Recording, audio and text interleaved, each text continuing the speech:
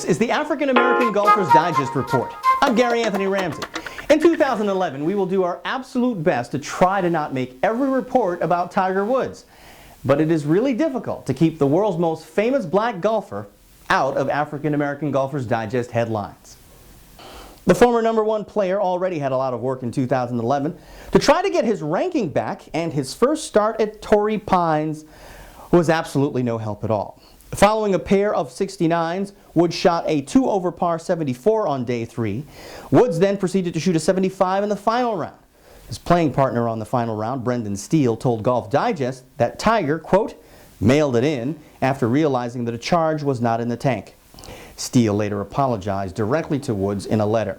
Well, mea culpas aside, Tiger's ranking of #3 could turn into a 6 or 7 in weeks to come, with close finishes by Phil Mickelson, Paul Casey, and Steve Stricker. 1997 was the last time Woods had a ranking that low. Then came word that a Tiger-designed course in Dubai, a project worth a sizzling $1 billion, has been put on hold. The company that owns the project cites, quote, poor market conditions for luxury developments. Duh! Well, there is some good news. Woods' charity Vegas concert, which makes a lot of money for the charity, is back on the map after a 1-year hiatus. Well, Tiger Woods and players of his stature, for good or for bad, probably get more TV time than other players on the tour. Well, this designation also probably exposes them more to being caught making rare mistakes on camera. Well, after the disqualification of Camilo Villegas and Padraig Harrington, prompted by viewer communication to make the tours aware of rules violations, the USGA and the PGA have said that they would be open to revisiting the disqualification penalty for signing an incorrect scorecard. PGA Tour Commissioner Tom Finchem said that he hoped the United States Golf Association would consider lighter punishment for players disqualified for signing an incorrect scorecard when a penalty is discovered after the fact. Well, this is a problem now more because of high-definition television and the randomness of TV coverage from one player versus the next.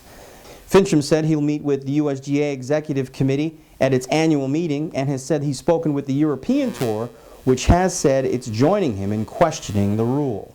Joseph Bramlett made his debut on the PGA Tour with a 68th place finish at the Sony Open in Hawaii. He also earned his first paycheck of $10,000. He followed that up with a 54th place finish at Torrey Pines. And no one said living the dream was going to be easy, right? Well, he still did get a little help along that line. He, like his idol Tiger Woods, has been signed by the Nike Corporation for his endorsement of clubs, gear, and apparel. The 22-year-old also gets an exemption at the Northern Trust Open. The event has a history of inclusion, as the Northern Trust Open in 1952 was the tournament that welcomed Joe Louis as the first African-American to compete in a PGA-sanctioned event. In 2009, the inaugural tournament exemption was named in honor of Charlie Sifford on the 40th anniversary of his victory at the Open in 1969. To get the latest edition of African American Golfers Digest, go to AfricanAmericanGolfersDigest.com. That's the African American Golfers Digest Report. I'm Gary Anthony Ramsey.